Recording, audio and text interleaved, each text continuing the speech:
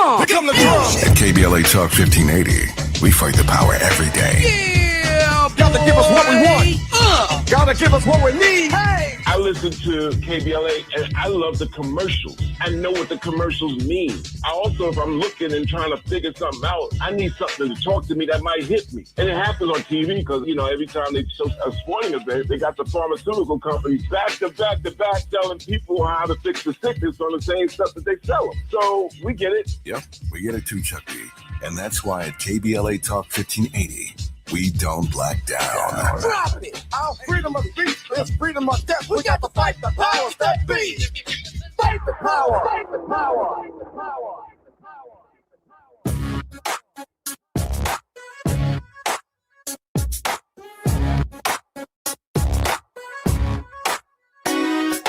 Jesse Jackson Jr. Show. The Jesse Jackson Jr. Show. The Jesse Jackson Jr. Show. The Jesse Jackson Jr. Show. Come on and talk with me. Come on and listen to me. Come on and talk with me. Come on and listen to me. KBLA Talk 1580. Download the app.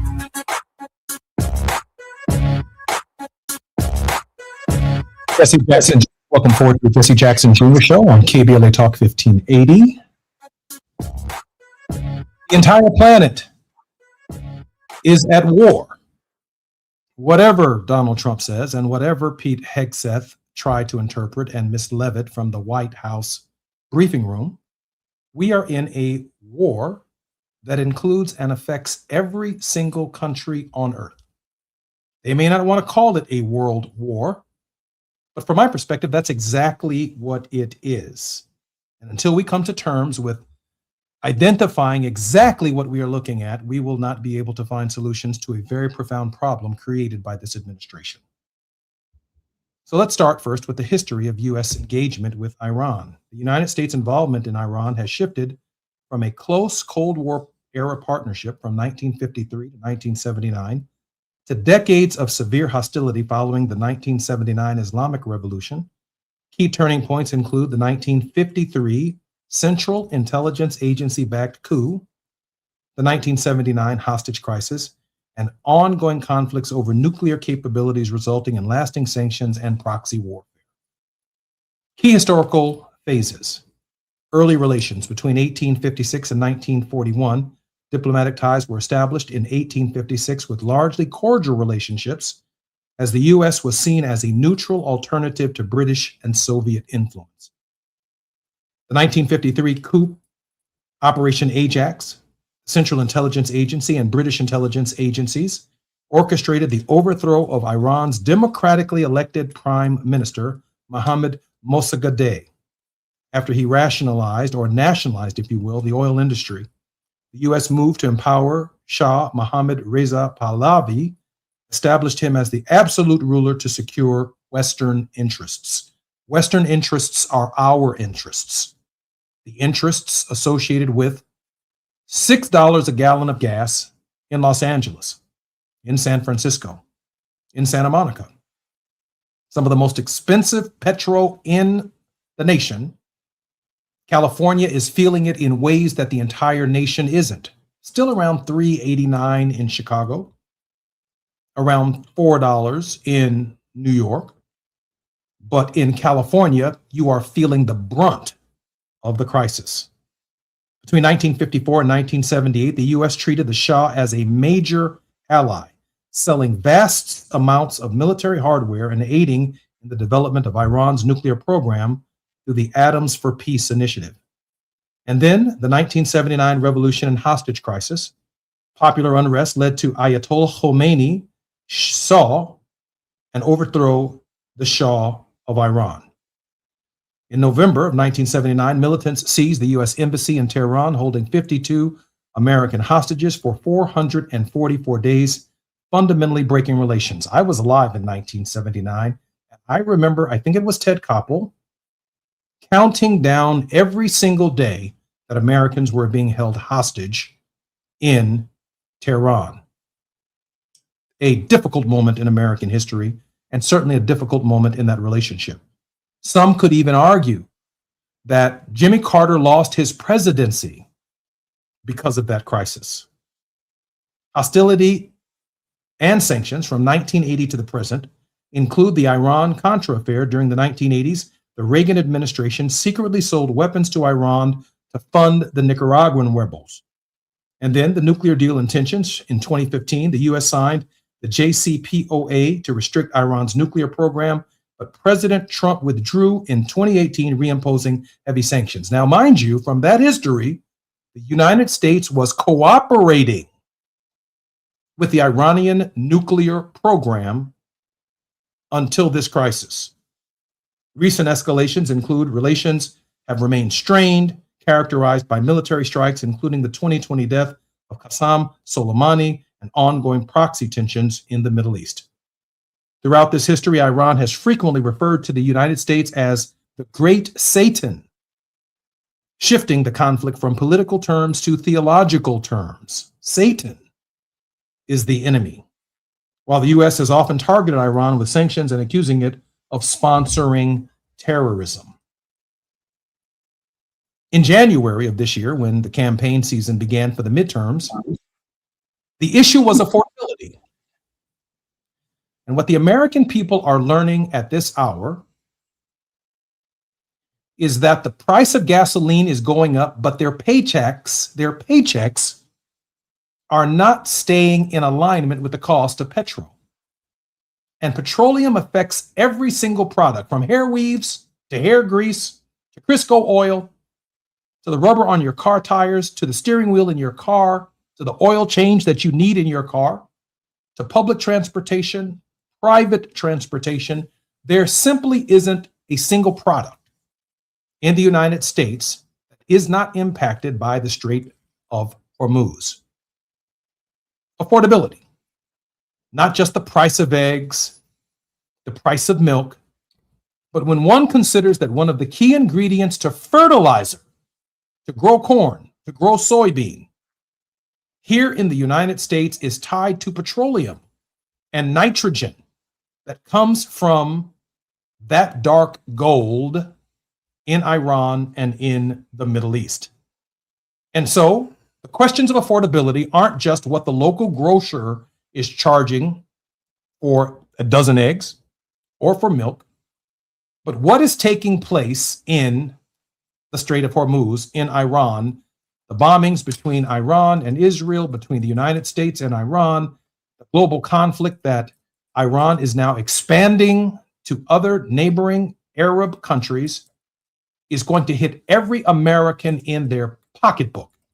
And our pocketbooks are not going to keep up with that reality. Today, my very special guest, as we prepare to come forward, is Dr. Michael Neighbors, senior pastor of the historic Second Baptist Church in Evanston, Illinois. The 140-year-old church is one of the oldest African-American congregations in North Shore. Since arriving at Second Baptist, Dr. Neighbors has sought to continue leading the church in its historical role as a trumpeter for Christ and as a social justice advocate in Evanston and Metro Chicago. Dr. Neighbors will be our very special guest. We're going to talk all things Iran today because they affect our pocketbooks. I'm Jesse Jackson Jr. You're listening to the Jesse Jackson Jr. Show. More on KBLA Talk 1580 when we come forward.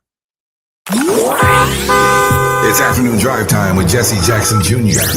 Only on KBLA Talk 1580.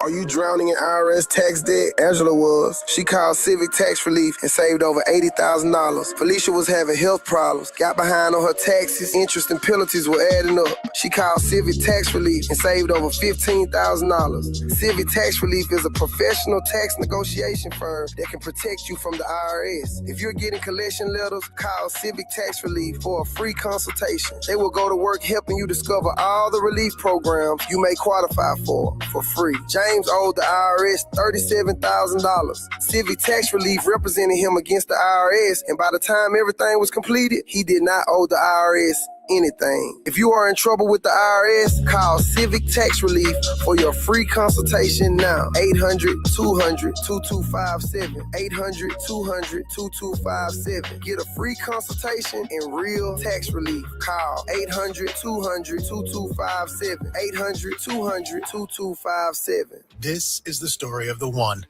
As a maintenance tech at a university, he knows ordering from multiple suppliers takes time away from keeping their arena up and running. That's why he counts on Grainger to get everything he needs, from lighting and HVAC parts to plumbing supplies, all in one place. And with fast, dependable delivery, he's stocked and ready for the next tip-off. Call 1-800-GRAINGER, click Grainger.com, or just stop by. Grainger, for the ones who get it done.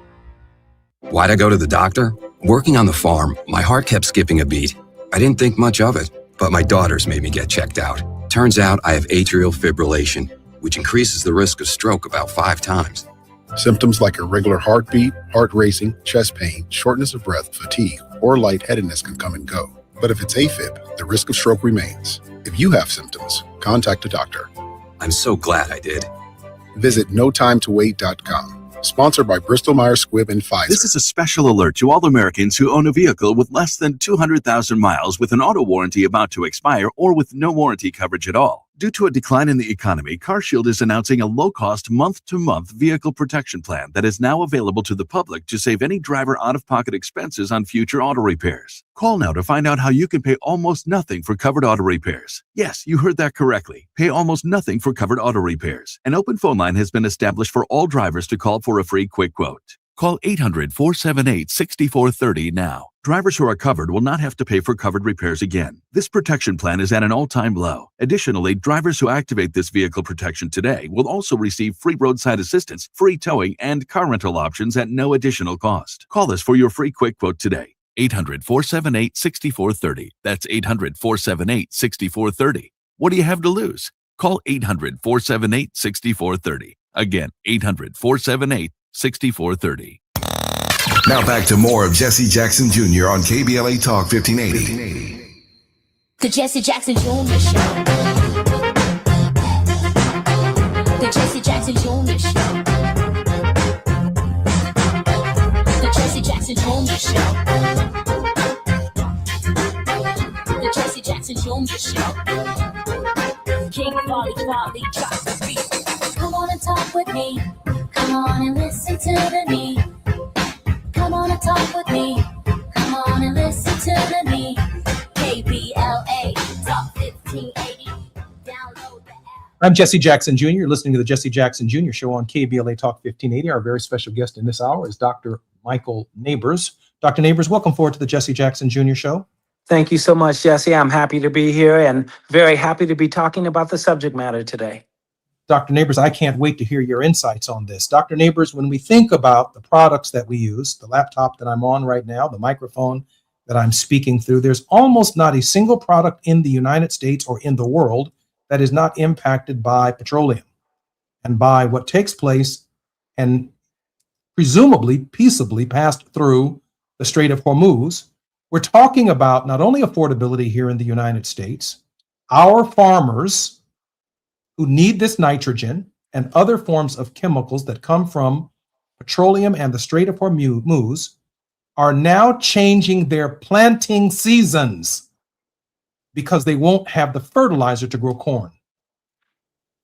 This isn't just our problem. This is a problem in Ethiopia. It is a problem in the Sudan. It is a problem in Johannesburg. It is a problem in South America. It is a problem in Japan. It is a problem in China.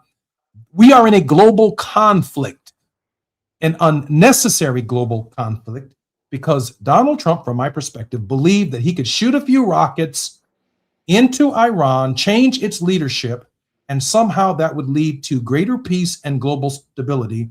But Dr. Neighbors, in effect, what it has led to is greater chaos. Dr. Neighbors.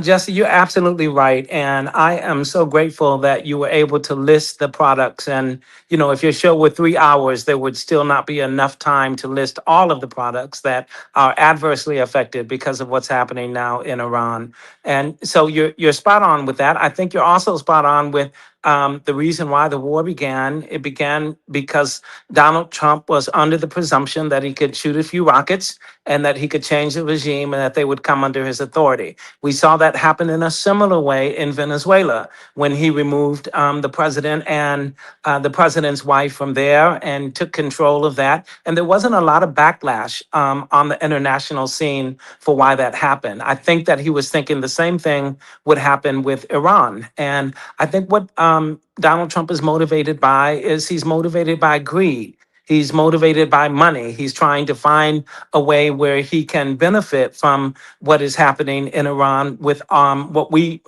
sort of call black gold. And somehow, if he can direct that to his own personal resources or the resources of the folks who are around him, that's one of the indicators for why I think he started the war. And of course, you talk about the products, and I talk about the products as well. And then there are the people, Jesse. When we stop and think about what will eventually happen, he's been talking for the last couple of weeks now about putting boots on the ground, about having folks who are in our military on the ground and fighting. And if that happens, then we know collectively that a disproportionate amount of people who are on the front lines are Black and brown people, minorities.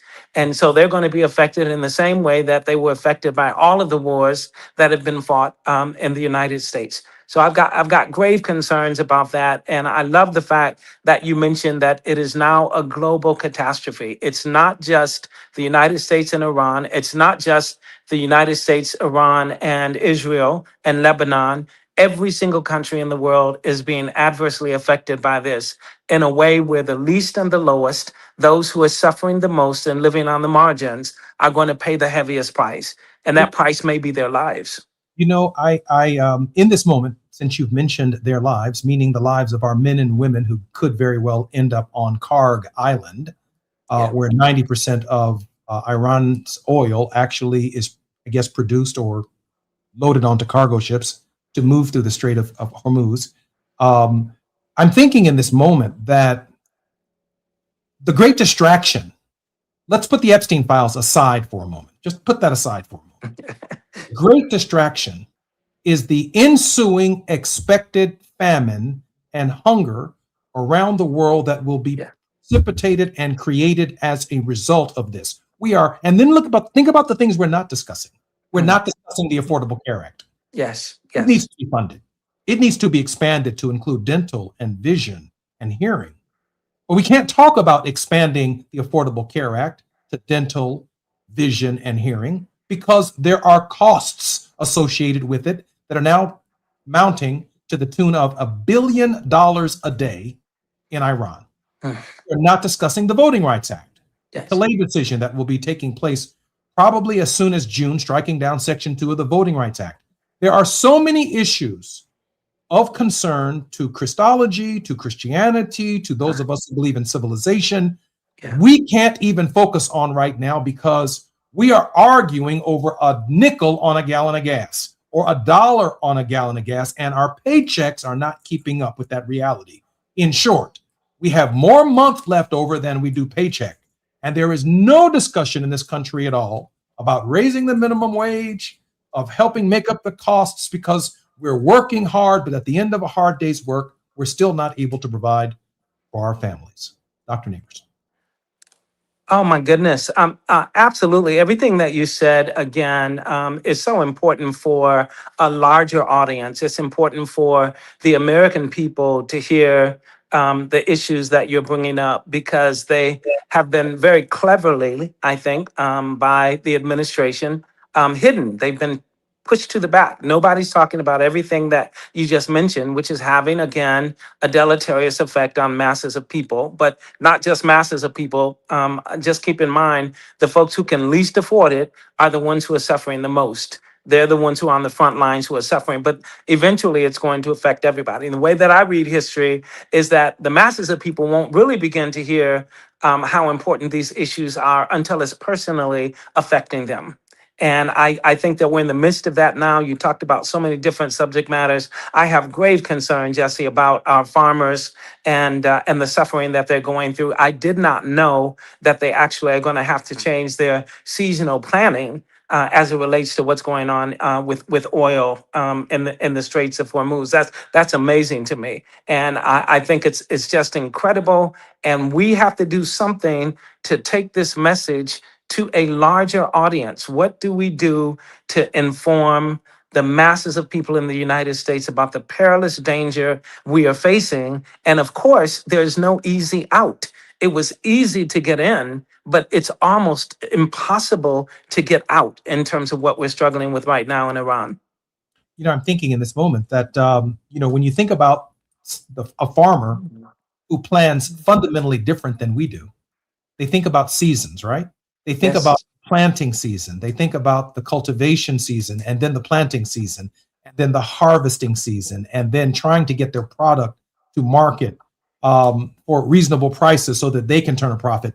I was reading the other day that the farm community is experiencing higher incidences of suicidality and suicide attempts because of the uncertainty of the season that they are in, oftentimes having to sell their farms to larger agribusiness interests, or many of them now opting to build solar panels on vast amounts of real estate, therefore taking farmland out of the production cycle because solar energy for the purposes of sustaining their families and sustaining their communities is far more predictable than waiting for fertilizer or seed to come from the various parts of the world necessary to feed the world's population. I remember, Dr. Neighbors, when I was growing up, they used to talk about John Deere and Cargill. They had a commercial that said, "We feed the world." Yeah. We feed the world. And obviously, the United States, in less than a year of this administration, is no longer interested. The cuts in USAID, the United States Agency for International Development, the seeds that we send beyond the United States to poorest of the poor in the world, they will not be receiving seeds this year. Yeah. Dr. Nicholas, that's a Christian and a moral dilemma. It is a Christian and moral dilemma, and we bear such significant responsibility for the pain that is being imposed upon people around the world right now. Hunger was always an issue. The hunger is greater now. Poverty has always been an issue. The poverty is greater now. So I think that when you put all of that together and put it under the canopy of farming, we also have to think about those farmers. You know, it's become such a conglomerate, Jesse. There are corporations that are in charge of farms now, whereas a century ago, they were human beings, you know, like you and I. I come from a family of farmers on both my mom's side and my dad's side. They were farmers for generations. And as a result of that, the land has been lost.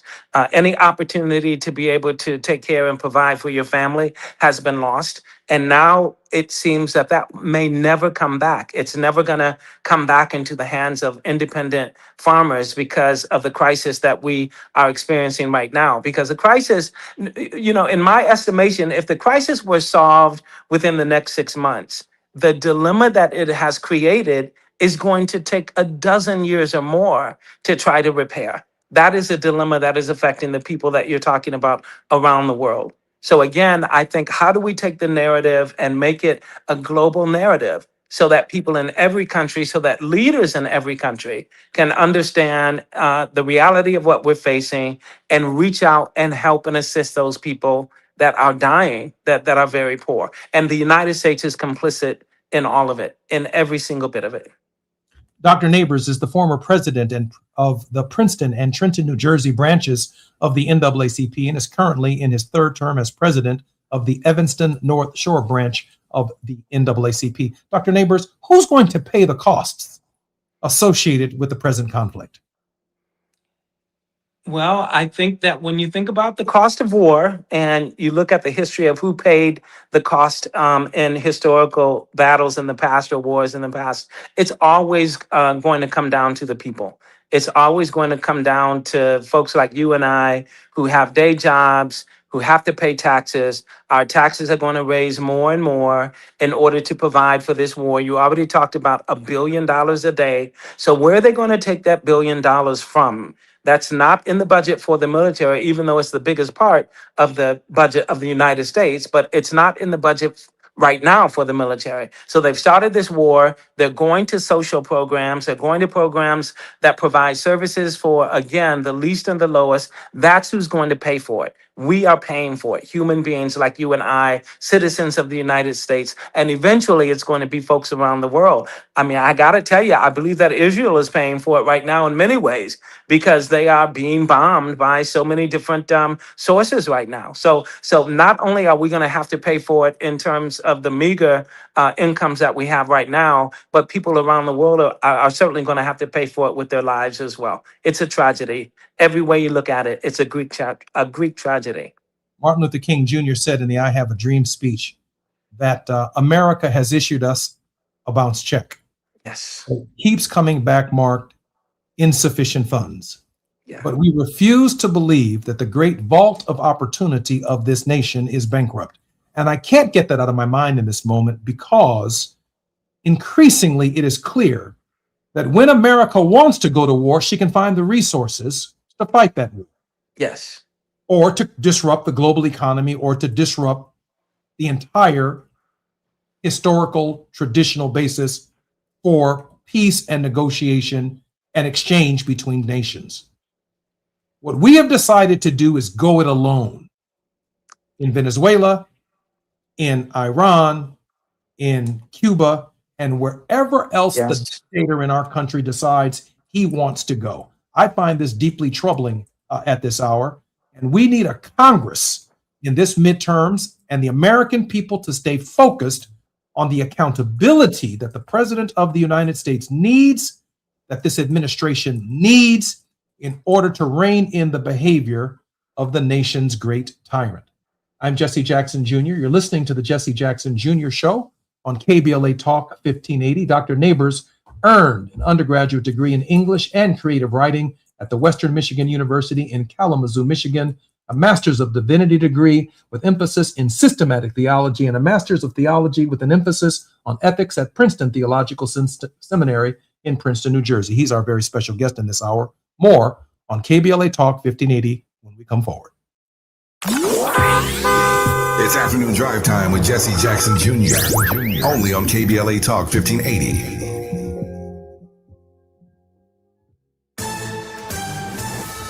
I'm Amber Payton with BIN News Now. The White House has launched an official app. President Trump highlighted features including a photo gallery of key moments and an ICE tip line. Today, I'm pleased to announce that my administration is launching a brand new official White House app. The app is available on both Apple and Google platforms.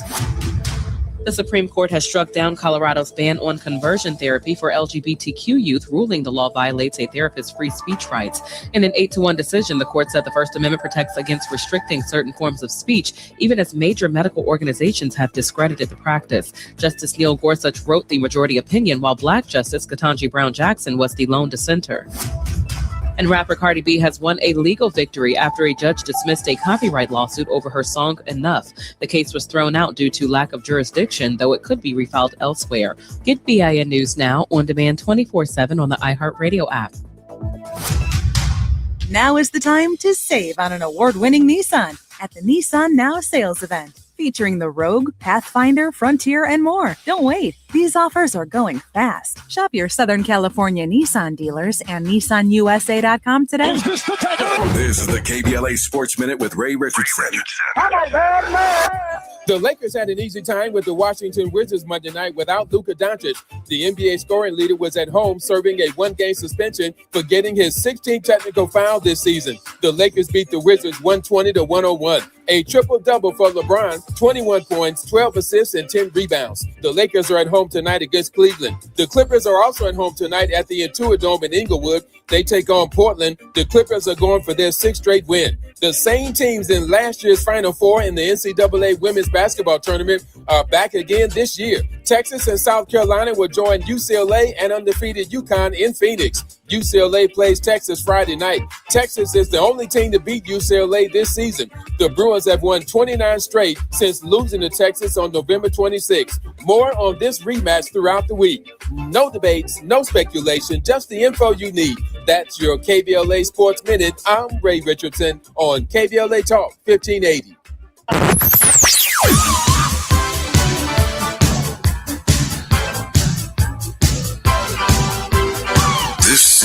KBLA Talk 1580. Talk radio that's music to your ears. We're unapologetically progressive. KBLA Talk 1580.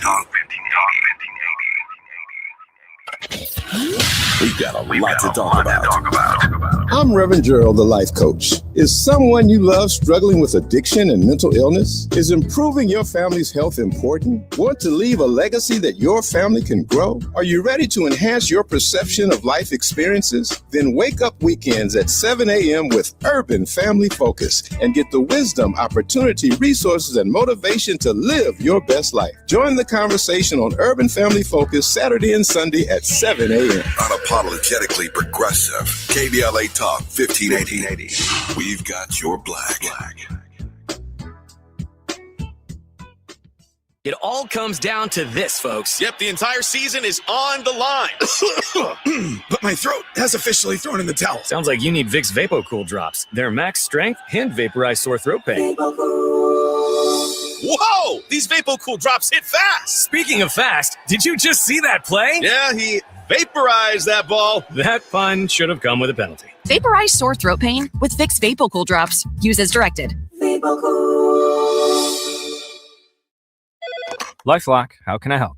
The IRS said I filed my return, but I haven't. 1 in 4 tax-paying Americans has paid the price of identity fraud. What do I do? My refund, though. I'm freaking out. Don't worry, I can fix this. LifeLock fixes identity theft guaranteed and gets your money back with up to $3 million in coverage. I'm so relieved. No problem. I'll be with you every step of the way.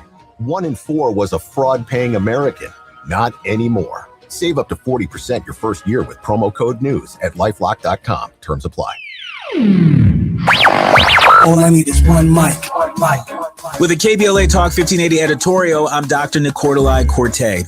Less than 24 hours before a planned California governor's debate, USC and KABC Television Channel 7 pulled the plug after a week of growing outrage that not a single candidate of color had been invited to participate. USC says it was just math, polling numbers, fundraising totals, nothing personal. But here's the problem with that argument. Every one of the 6 candidates who made the cut was white, and every one of the candidates left out was not. At some point, the outcome is the message, regardless of the formula that produced it. The 4 excluded candidates, former U.S. Health Secretary Javier Becerra, former L.A. Mayor Antonio Villaraigosa, former State Controller Betty Yee, and State Superintendent Tony Thurmond, are not fringe figures. These are people who've won major statewide elections and served millions of Californians. Here's the deeper lesson. California is one of the most diverse states in the nation. Latino voters, Black voters, and Asian American voters don't just live here. We decide elections here. When the people organizing a debate about California's future build a stage that looks nothing like California, they're not just making a scheduling error, they're sending a signal about whose voice matters. Even some of the invited candidates called on USC to expand the field, ostensibly because they understood what was at stake. That said, it is worth noting that none of the invited candidates had the courage to stand in solidarity with people of color and bow out of participating in the debate. But we'll leave that alone for now. Canceling the debate was not a victory. It was damage control. The real lesson is that diversity cannot be an afterthought in the criteria. It has to be baked into the thinking from the very beginning. Voters of color are not a special interest. We are the electorate. With the KBLA Talk 1580 editorial, I'm Dr. Nicordelai Corte. As always, we welcome your feedback.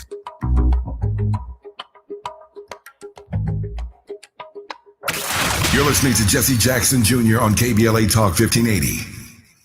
The Jesse Jackson Jr. Show. The Jesse Jackson Jr. Show. The Jesse Jackson Jr. Show. The Jesse Jackson Jr. Show. King Volley, drop the beat. Come on and talk with me. Come on and listen to me. Come on and talk with me. Come on and listen to me. KBLA Talk 1580. Download the app. I'm Jesse Jackson Jr. Welcome forward to the Jesse Jackson Jr. Show. Our very special guest in this hour is Dr. Michael Neighbors. Dr. Neighbors, welcome forward to the show. Thank you, Jesse. Happy to be here. Hey, we're on the J Lunch Club today, and I want to tell you that if you're listening to me today on the 405, the 101, the 10, the 110, the 5, on the 118 in California, or in Chicago on I-94, the 80, I-80, I-57, 294, 55, look down for just a quick moment at where the needle is on your gas. And ask yourself,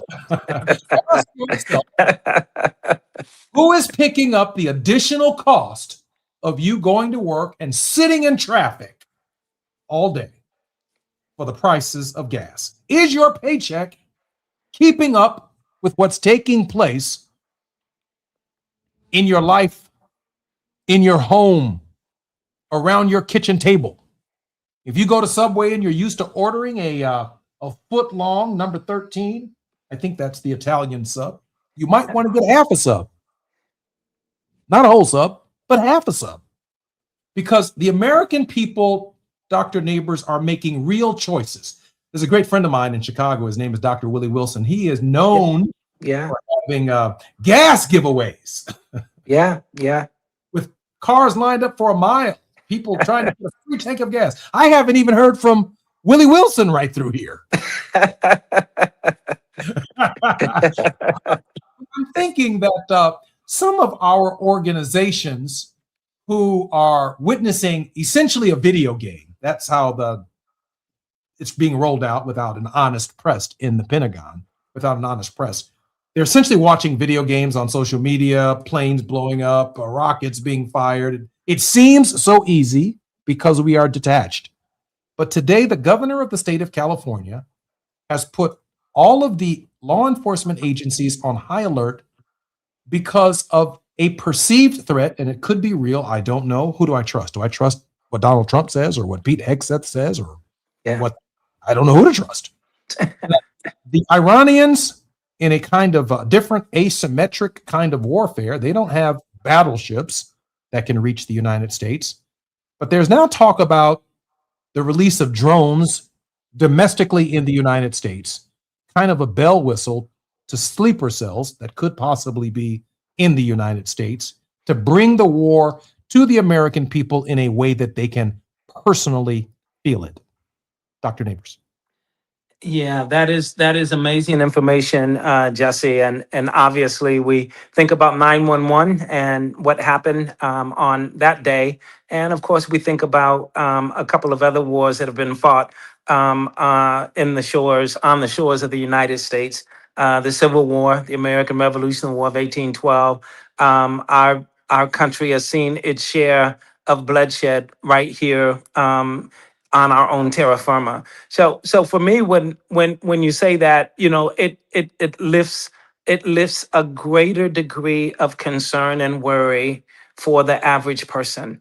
One of the things that I have learned is that many people that are working in the administration around the DC area are not actually living in their homes. They're actually living on a military base outside of Washington, D.C. That ought to have grave concern for all of us when we think about that. And when I think about the United States and all of that history, when I think about the Revolutionary War, the War of 1812, the Civil War, the post-Civil Wars, which included our Buffalo Soldiers, the Spanish-American War. When I think about all of those, one of the things that comes to mind for me, Jesse, is that I don't think the United States has really had a moment of reckoning for its past and for the wrongs that it's done.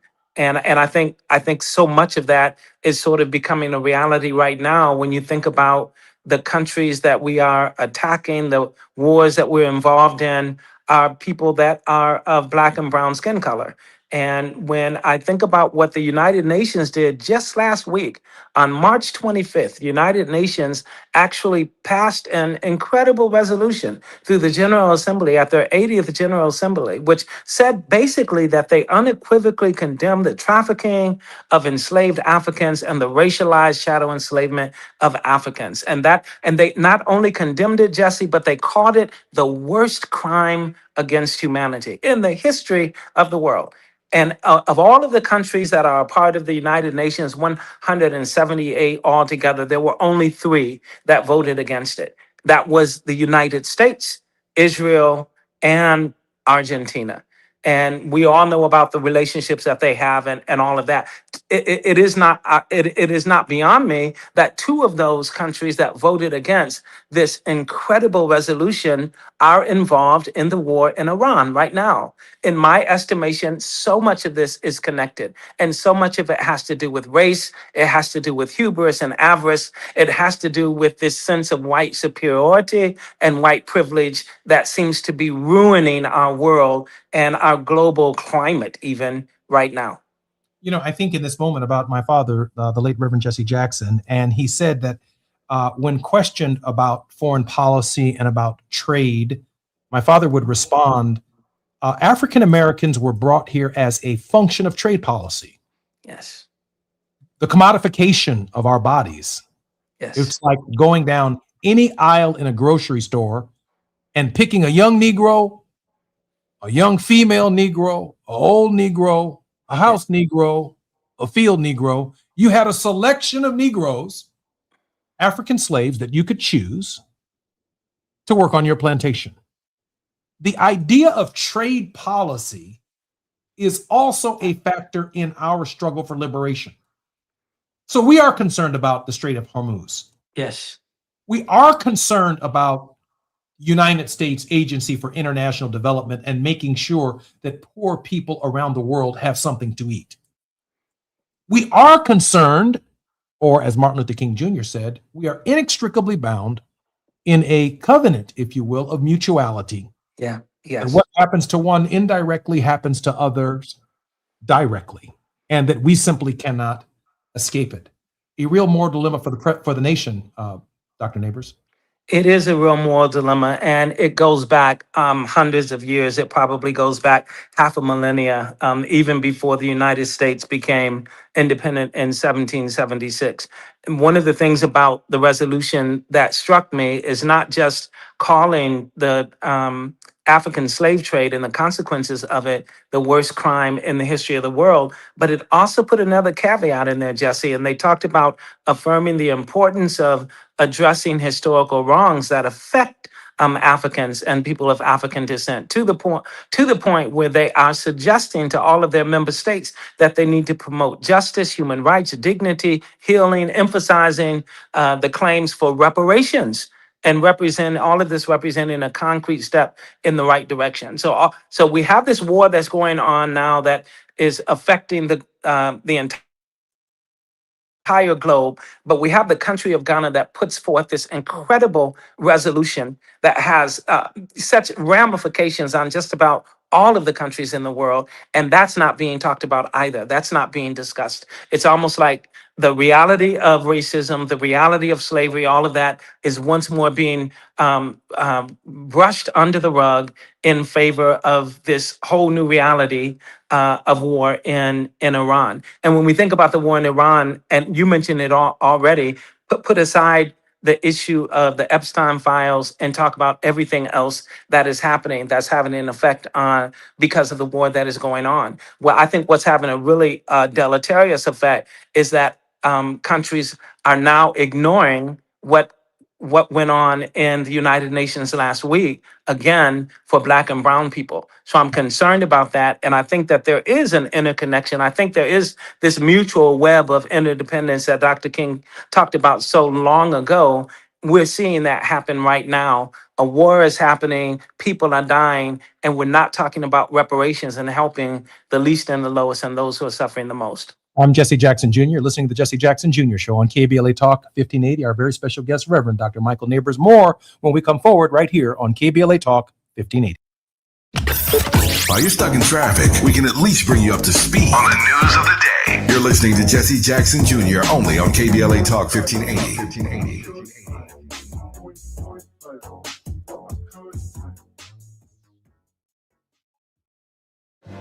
at Doolin's on Crenshaw. It's a special place where the neighborhood comes together. Got the fried chicken, the catfish, the candied yams, the mac and cheese. It's all delicious. I'm Isaac Bryan. I represent the Crenshaw District in the California State Legislature, and I'm supporting Tom Steyer for governor of California. California is under attack, and we need a fighter who's going to come in on day one and stand up for California values and push back. That person is Tom Steyer. Tom and I have been fighting together for the better part of a decade. Tom is the only candidate supported by Smart Justice because Tom has stood on the front lines of racial justice, economic justice, and true solidarity. Tom is the real deal.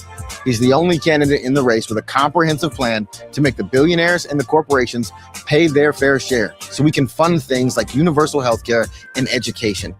He means what he says, and he does what we need. This is a moment when we've got to fight fire with fire, and I believe that fire is Tom Steyer. Ad paid for by Steyer for Governor 2026. Imagine every pregnant person in LA County having the support they deserve. A doula on every block. Doulas provide emotional, physical, and informational support during pregnancy, through labor, and beyond. Medi-Cal now covers doula care. That means you can get the support you need or train to support families in your community. The LA County Medi-Cal Doula Hub is here to help. Learn more and get started today at ladoulahub.com. Getting around LA doesn't have to cost a lot. Metro has fares that fit every budget. 20 free rides for qualified riders through the Life Fare program. Free passes for students with GoPass and affordable options for everyone in between. Wherever you're going, Metro's got you covered. Visit metro.net/fare programs. Lena Bloom for the Bail Project. Imagine you're stuck in a jail cell and you can't afford bail and someone offers you a way out. Just plead guilty and you can go home and kiss your kids goodnight. What do you do? What thousands have. You plead guilty whether you are or not. Cash bail makes poverty a crime. That's why the Bail Project helps those who can't afford it while fighting to end cash bail. Because freedom should be free. Brought to you by the Ad Council. What if your rooftop could earn you money every year? With LADWP's Solar Rooftops program, you can get solar panels installed and maintained on your home at no cost and earn up to $900 a year. That's up to $18,000 over 20 years. There are no upfront costs, no credit checks, and no annual fees. Plus, you'll help power Los Angeles with clean local solar energy and reduce reliance on fossil fuels. Make your rooftop work for you. Apply today at ladwp.com/solar rooftops. KBLA Talk 1580. We've got a lot to talk about.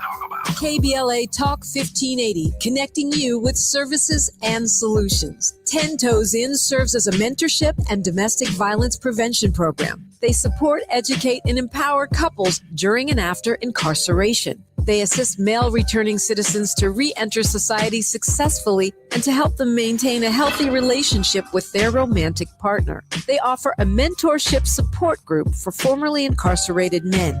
10 Toes In teaches its Intimate Relationships 101 curriculum at male prisons throughout the state of California. They host sister support group meetings for women who are intimately involved with incarcerated and formerly incarcerated men. 10 Toes In is a 501c3 nonprofit organization. To access their services or make a donation, please visit them online at 10toesin.org or find them on Facebook or Instagram. They are healing lives through relationships. This is a community call to action from KBLA Talk 1580. Now back to more of Jesse Jackson Jr. on KBLA Talk 1580. The Jesse Jackson Jr. Show. The Jesse Jackson Jr. Show.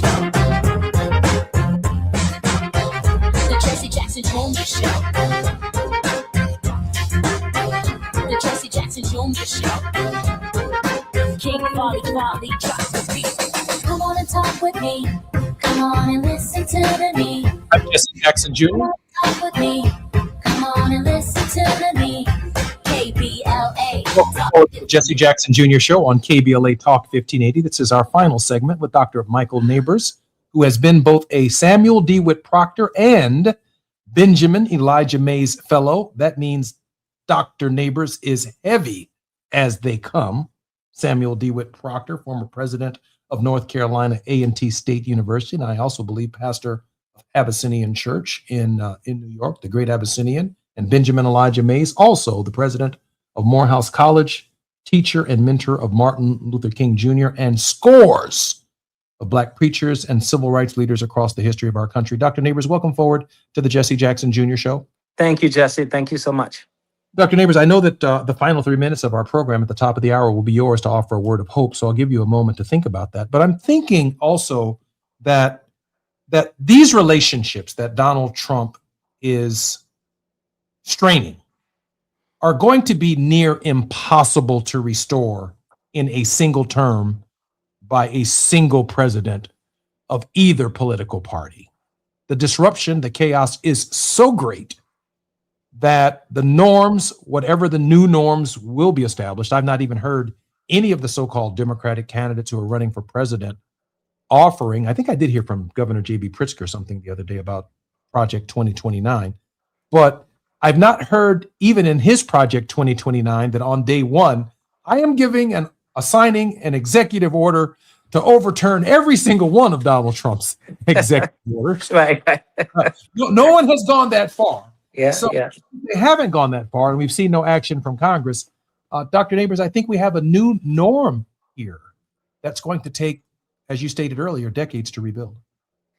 Yeah, I do. And it is not something that's very encouraging to me. And I'm sure that you feel the same way. I mean, we are parents. I have 6 wonderful children, 3 girls and 3 boys, and all but one are adults already. And some have begun their own families. So when I think about the future and I think about their future, there is a sense of significant concern that happens. And every generation in the United States, it seems like the parents always wanted more for their children, and that at some point the next generation would have more than what we had in our own generation. We are now living in a reality that that's not the case. Most sociologists and economists argue that the next generations that are coming along will not be able to benefit in the same way that our generation has benefited. They will not be making as much money as us. They will not be able to handle the soaring cost of living that will probably be through the roof. And what has really added to that is this confounding war that is happening now in Iran, caused by Donald Trump and his administration. So that gives great concern for what the future holds. And I'm glad you brought that up, because what that means is, while we have to really put our minds together, we have to put our hearts together, we have to put our faith together to create a strategy that is not just Project 2029, but Project 2059, Project 2100. And what's going to have to happen is we're going to have to figure out how we can cross the aisle, which really seems impossible. So before we start really trying to change the world, we have to figure out how can we learn how to get along in the United States as brothers and sisters. Dr. Neighbors, as we prepare for your word of hope, I'm thinking about this speech. I believe it was in April of 1967, Beyond Vietnam, that Martin Luther King Jr. was talking about the need for a revolution of values. He recognized that even though brief progress had been made on programs of social uplift, Congress was now shifting the resources to those social programs, which would lead to, obviously, a campaign, a war on poverty, if you will, that Dr. King advanced before his assassination, that Congress was forsaking its responsibilities to, one, rein in the war, and to use those resources for programs of domestic uplift. I'm thinking in this moment, as you reflect upon your word of hope, that this transformation, this revolution of values, and recognizing that we are too on the Strait of Hormuz, that we are all connected and that we can't get away inextricably because of that mutuality.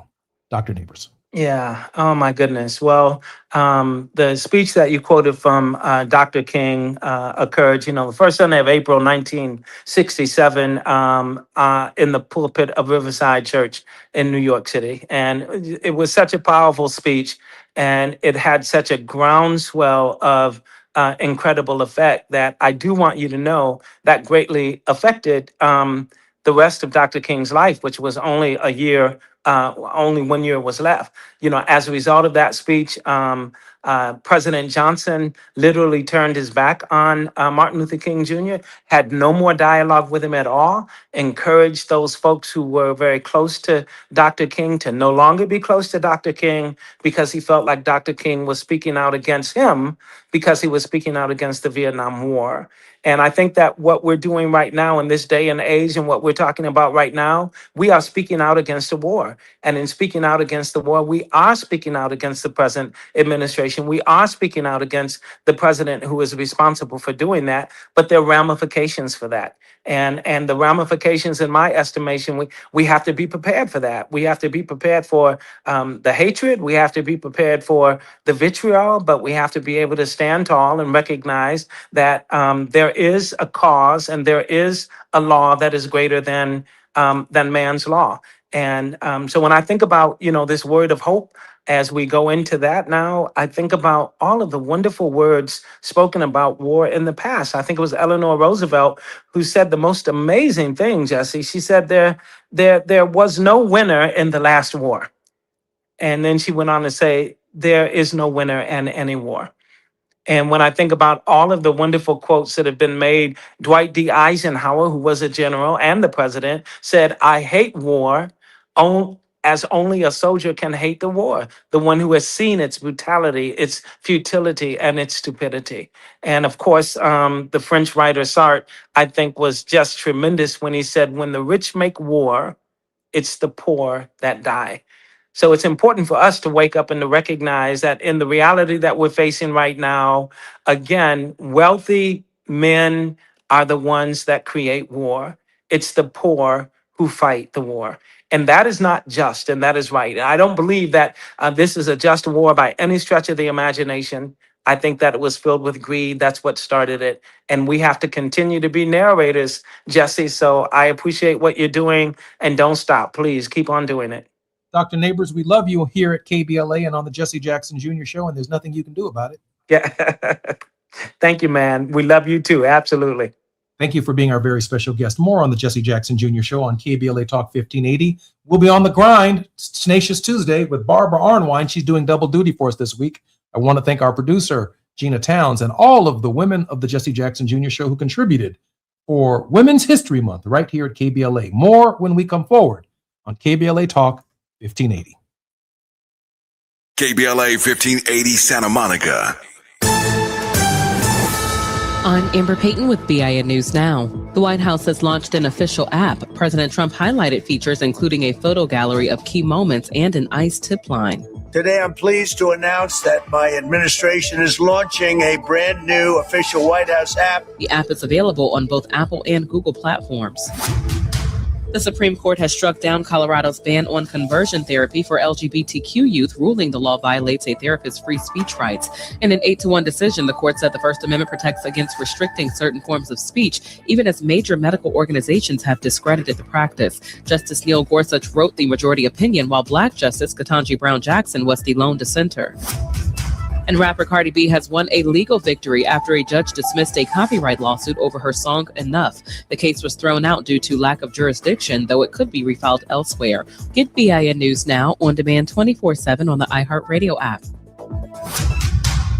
Now is the time to save on an award-winning Nissan at the Nissan Now sales event, featuring the Rogue, Pathfinder, Frontier, and more. Don't wait. These offers are going fast. Shop your Southern California Nissan dealers and NissanUSA.com today. This is the KBLA Sports Minute with Ray Richardson. The Lakers had an easy time with the Washington Wizards Monday night without Luka Doncic. The NBA scoring leader was at home serving a one-game suspension for getting his 16th technical foul this season. The Lakers beat the Wizards 120-101. A triple-double for LeBron, 21 points, 12 assists, and 10 rebounds. The Lakers are at home tonight against Cleveland. The Clippers are also at home tonight at the Intuit Dome in Inglewood. They take on Portland. The Clippers are going for their 6th straight win. The same teams in last year's Final Four in the NCAA Women's Basketball Tournament are back again this year. Texas and South Carolina will join UCLA and undefeated UConn in Phoenix. UCLA plays Texas Friday night. Texas is the only team to beat UCLA this season. The Bruins have won 29 straight since losing to Texas on November 26. More on this rematch throughout the week. No debates, no speculation, just the info you need. That's your KBLA Sports Minute. I'm Ray Richardson on KBLA Talk 1580. All I need is one mic. With a KBLA Talk 1580 editorial, I'm Dr. Nicordelai Corte. Less than 24 hours before a planned California governor's debate, USC and KABC Television Channel 7 pulled the plug after a week of growing outrage that not a single candidate of color had been invited to participate. USC says it was just math, polling numbers, fundraising totals, nothing personal. But here's the problem with that argument. Every one of the 6 candidates who made the cut was white, and every one of the candidates left out was not. At some point, the outcome is the message, regardless of the formula that produced it. The 4 excluded candidates, former U.S. Health Secretary Javier Becerra, former L.A. Mayor Antonio Villaraigosa, former State Controller Betty Yee, and State Superintendent Tony Thurmond, are not fringe figures. These are people who've won major statewide elections and served millions of Californians. Here's the deeper lesson. California is one of the most diverse states in the nation. Latino voters, Black voters, and Asian American voters don't just live here. We decide elections here. When the people organizing a debate about California's future build a stage that looks nothing like California, they're not just making a scheduling error, they're sending a signal about whose voice matters. Even some of the invited candidates called on USC to expand the field, ostensibly because they understood what was at stake. That said, it is worth noting that none of the invited candidates had the courage to stand in solidarity with people of color and bow out of participating in the debate. But we'll leave that alone for now.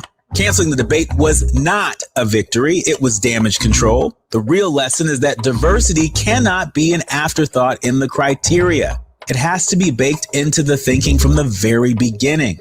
Voters of color are not a special interest. We are the electorate. With the KBLA Talk 1580 editorial, I'm Dr. Nicordelai Corte. As always, we welcome your feedback.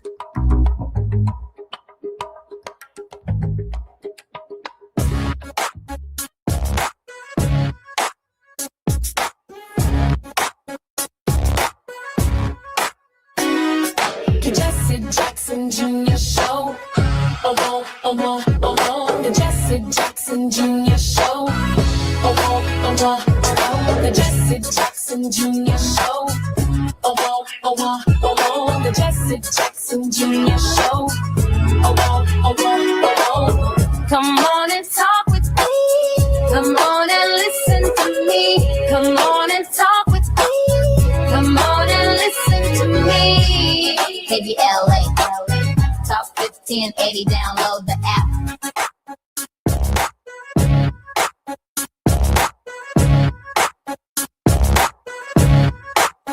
I'm Jesse Jr. Welcome to the Jesse Jackson Jr. Show on KBLA Talk 15.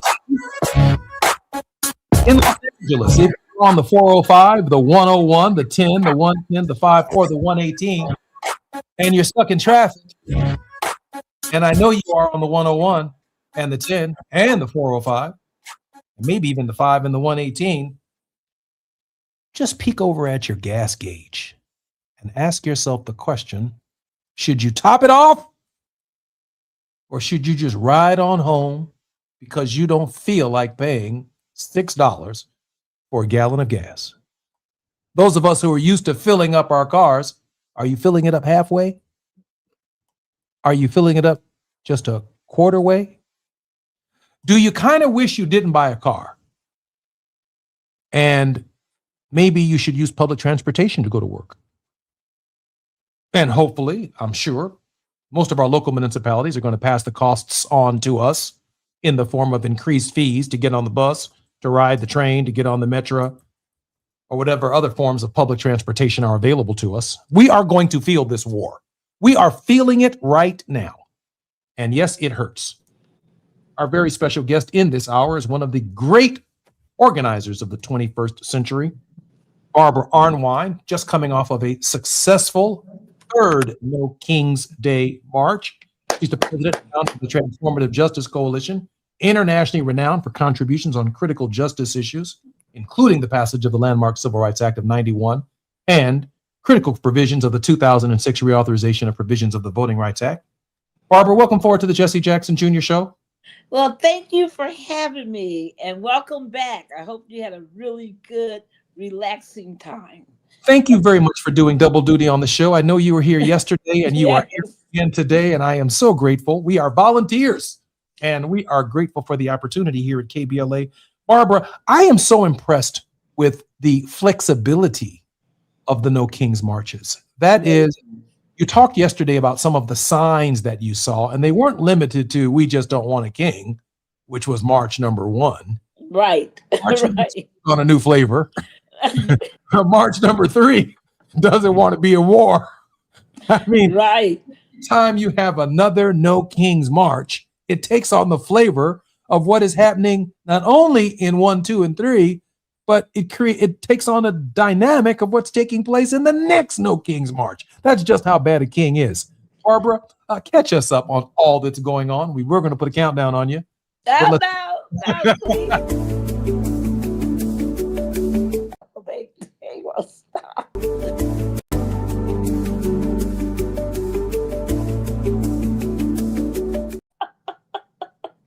You know you're wrong. So a couple of things is that each No Kings, what you noticed is a lot of evolution. What I really love is that, we really have been emphasizing, especially in GTO, John Lewis Good Trouble Lives On last year, that we got to make these mass mobilizations fun, joyous, that they can't just be everybody in the street looking miserable and angry and frustrated, that they have to have some sense of joy, because our joy is that we're out there together, and our joy is that we know we're going to win, and that we have them, on the back seat, that they're really worried about everything that we're doing, and because what they're doing is terrible. The other thing that you saw from the first No Kings to the third No Kings is a proliferation of issues, because he's been so overstepping, so violative of our constitutional rights, so horrible. And so now think about it. In October, you did not have the ICE situation was bad, but it was nowhere there was no death of Renee Good, no death of Alex Preddy, no death of Keith Porter. Some 15 more people are dead in this period because of ICE's outrageous abusive policies. So it means everything to see, people in the streets with that now as an issue. You saw the no war, all kinds of people raising questions. And the other thing you saw an increase in was people's signs saying, "Where the hell is our Congress?" Wow. Where are they? There was more signs, implicating and indicting Congress than I saw in the past. The other good thing, as I mentioned to you the other day, is that I saw more people of color, more Black folks in particular. I know there's a popular meme going on right now where a white woman is saying, "Oh, we don't need Black people in these streets because, it's the obligation of white people." No, frankly, we have to have our own self-agency. And our own self-agency means we have to speak for ourselves. And if you're a white ally, the answer is not to say you don't need to be in the streets, to make sure those streets are safe enough for us to be with you in those streets. Not saying that we should sit home, because then if we sit home, our issues don't get addressed. If we sit home, we don't have the experience of making sure that our people are mobilized, not only for No Kings, but mobilized to go to the polls. So, that's incredible. We're on the grind with Barbara Arnwine. More on KBLA Talk 1580 when we come forward. It's afternoon drive time with Jesse Jackson Jr.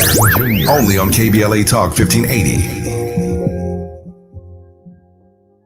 Are you drowning in IRS tax debt? Angela was. She called Civic Tax Relief and saved over $80,000. Felicia was having health problems, got behind on her taxes, interest and penalties were adding up.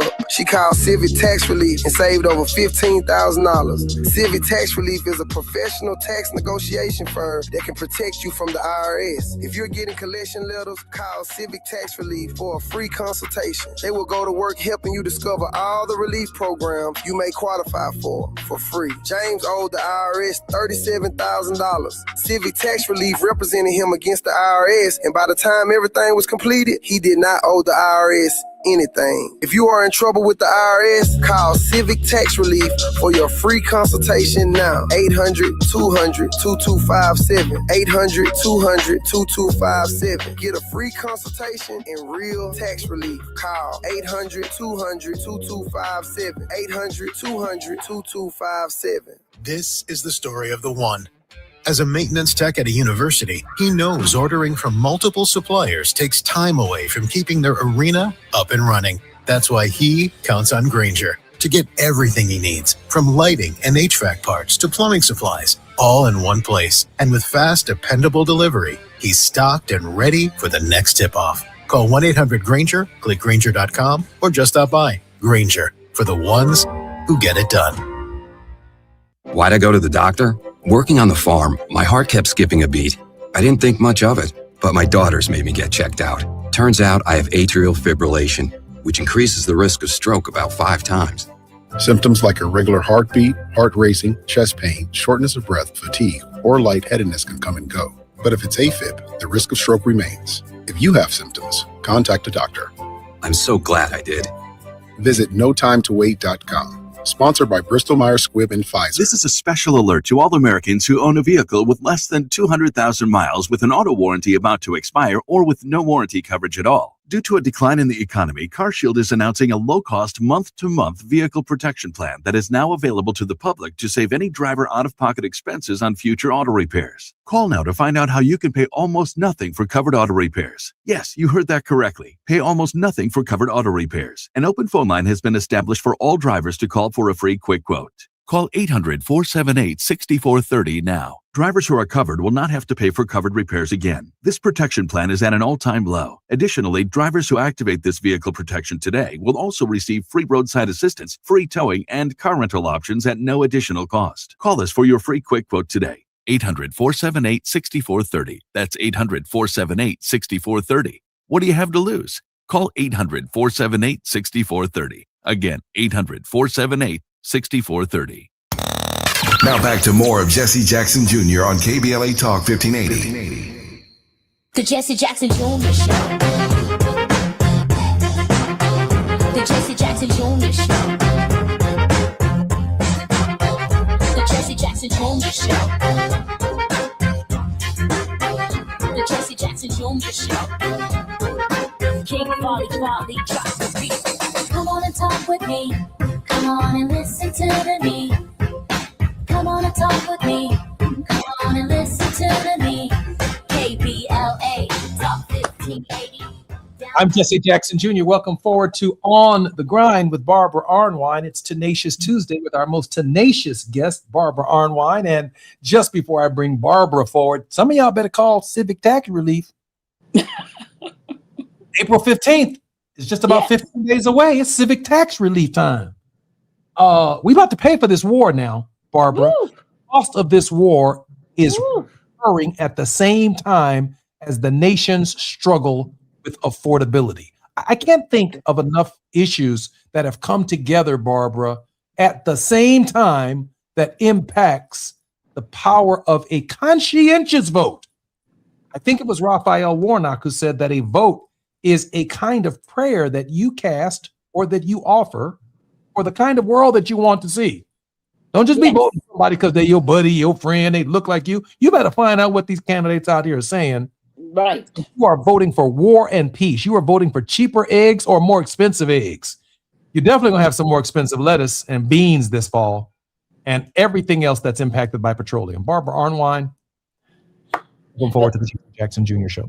Thank you for having me. And listen, from day one of this war, you have been on it talking about the economics of this war. You've been warning people that gas was going to go up.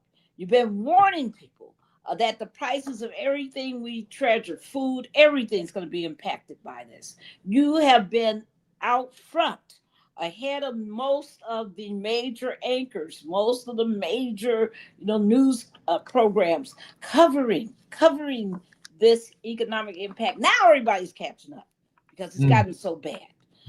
Folks, this war could bankrupt us as a nation. It is costing us, $1 billion a day or more, and we don't have that kind of money. We've been at this for now a month plus, and we have nothing to show for it, really.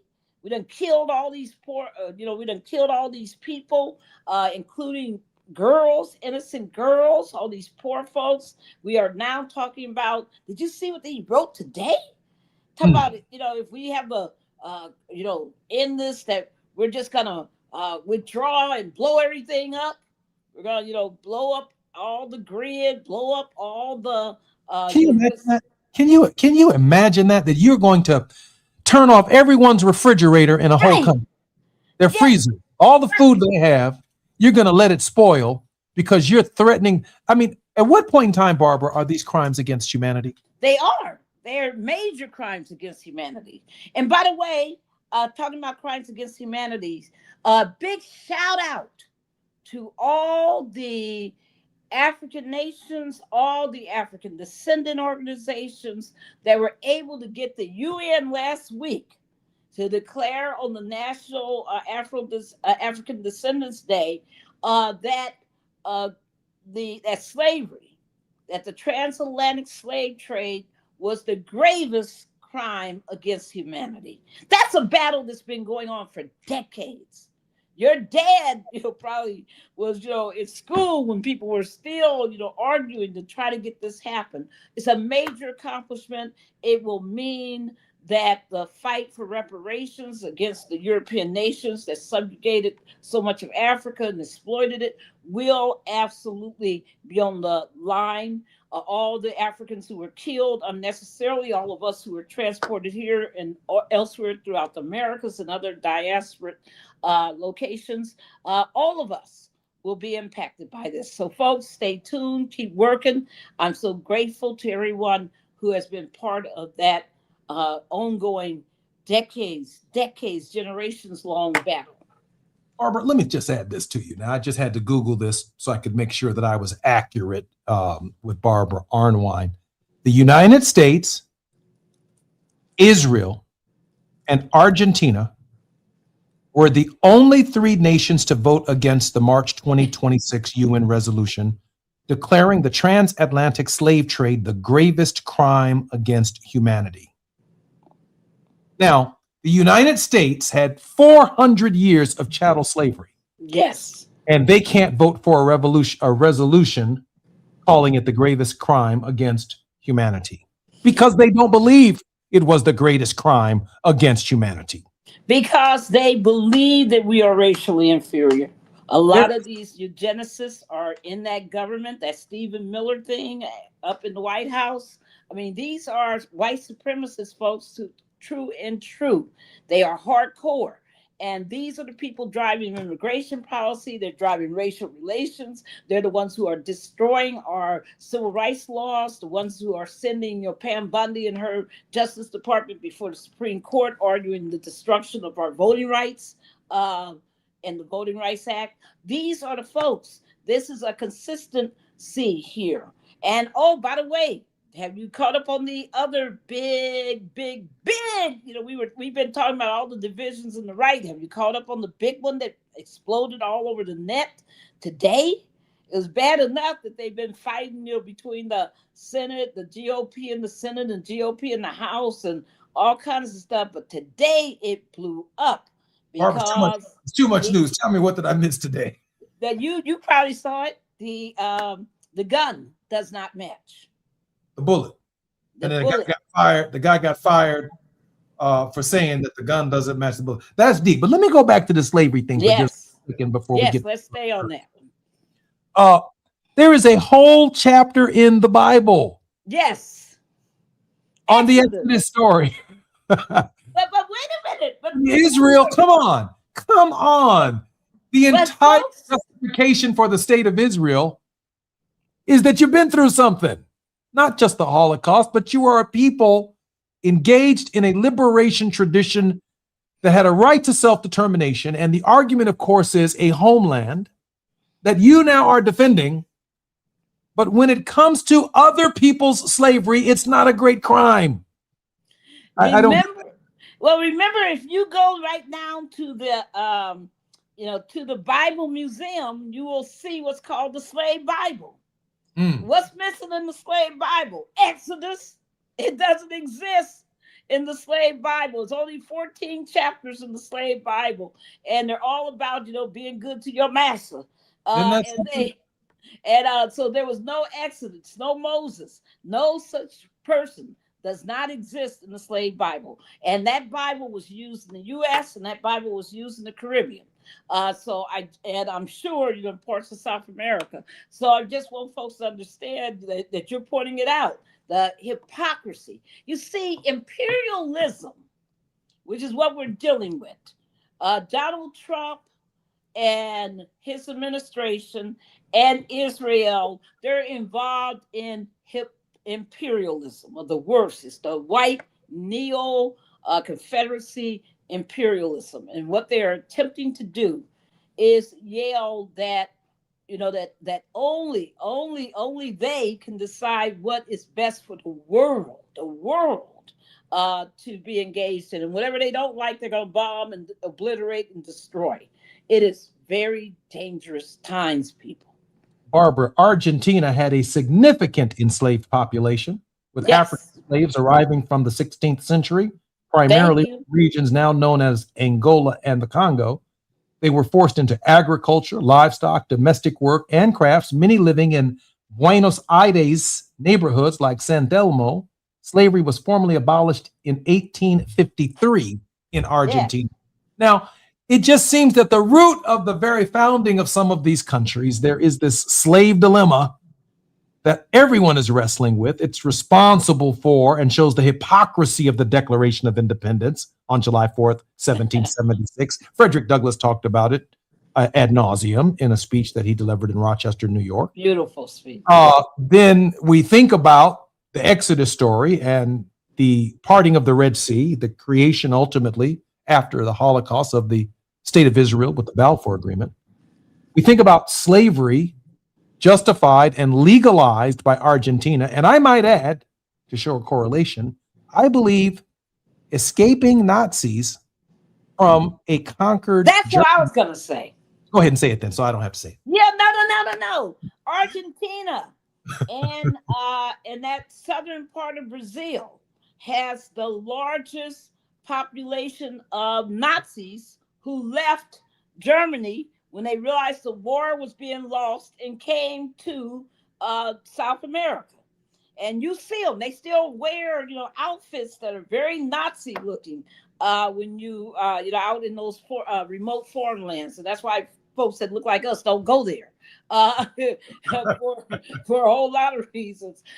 So this neo-Nazism is absolutely based out of people who are Germanic, who are from Germany, and who have believed still in many of those Nazi principles. They didn't have to denounce them in order to get refuge.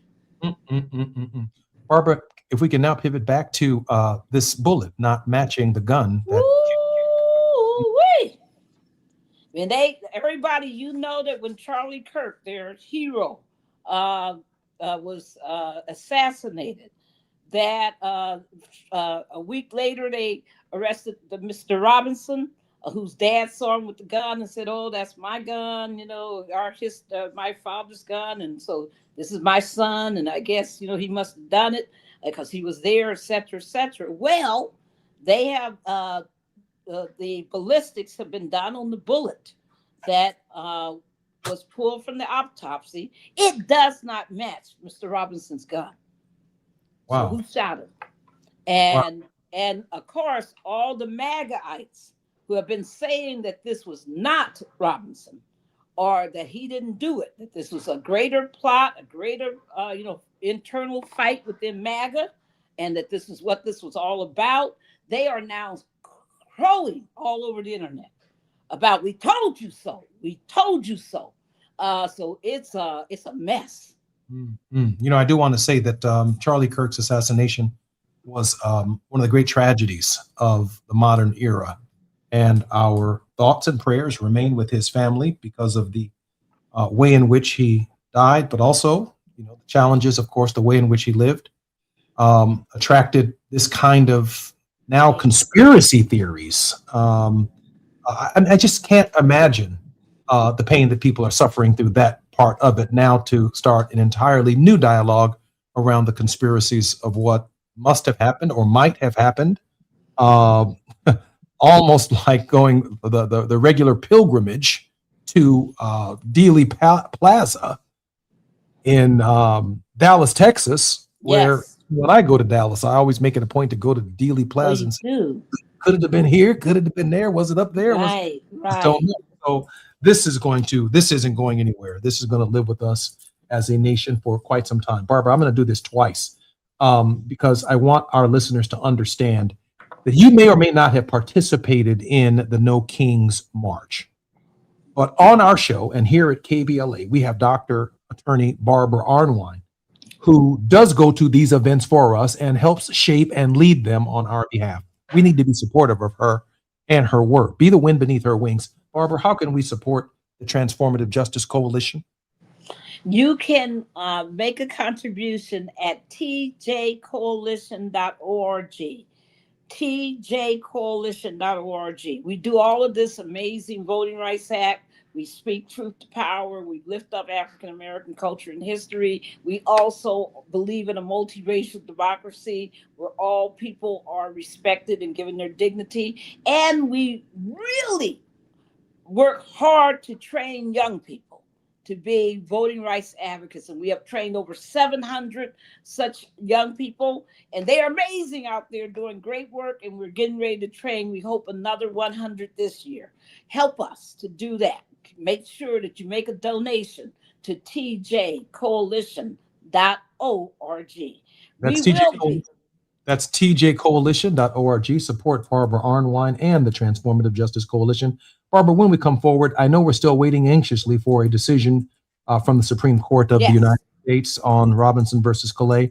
I got an update on that one. Oh my goodness. I do have some questions for you on the viability of Section 2 and whether or not, all deliberate speed, this could be disruptive to the November election if these states are forced to begin redrawing congressional districts without consideration for the historic issues that have so dominated it since 1965.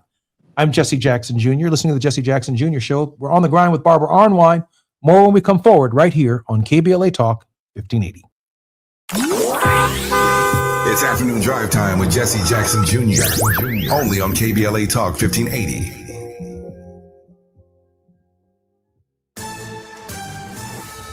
I'm Amber Payton with BIN News Now. Florida Governor Ron DeSantis has signed Missy's law requiring judges to revoke bail for certain dangerous offenders. And you have sufficient numbers in your chamber to impeach this judge, Tiffany Baker. He's also calling for the impeachment of Black Judge Tiffany Baker Carper for allowing a suspect to remain on bond, and signed a separate bill increasing penalties for child sex abuse material. Victor Glover, a native of Ontario, California, is set to pilot NASA's Artemis II mission, marking the first crewed flight around the moon in more than 50 years. If successful, he would become the first Black astronaut to make the journey. And 4 Baltimore police officers have been indicted on charges including assault, misconduct, and filing false reports. State's attorney Ivan Bates, who is Black, says the case involved alleged excessive force and stresses accountability, while Black Mayor Brandon Scott says no one is above the law. Get BIN News Now on demand 24/7 on the iHeartRadio app. Now is the time to save on an award-winning Nissan at the Nissan Now sales event. featuring the Rogue, Pathfinder, Frontier, and more. Don't wait. These offers are going fast. Shop your Southern California Nissan dealers and NissanUSA.com today. This is the KBLA Sports Minute with Ray Richardson. The Lakers had an easy time with the Washington Wizards Monday night without Luka Doncic. The NBA scoring leader was at home serving a one-game suspension for getting his 16th technical foul this season. The Lakers beat the Wizards 120-101. A triple-double for LeBron, 21 points, 12 assists, and 10 rebounds. The Lakers are at home tonight against Cleveland. The Clippers are also at home tonight at the Intuit Dome in Inglewood. They take on Portland. The Clippers are going for their sixth straight win. The same teams in last year's Final Four in the NCAA Women's Basketball Tournament are back again this year. Texas and South Carolina will join UCLA and undefeated UConn in Phoenix. UCLA plays Texas Friday night. Texas is the only team to beat UCLA this season. The Bruins have won 29 straight since losing to Texas on November 26. More on this rematch throughout the week. No debates, no speculation, just the info you need. That's your KBLA Sports Minute. I'm Ray Richardson on KBLA Talk 1580.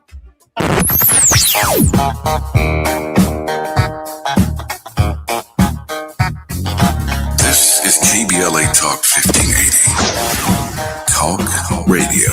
That's music to your ears. We're unapologetically progressive. KBLA Talk 1580.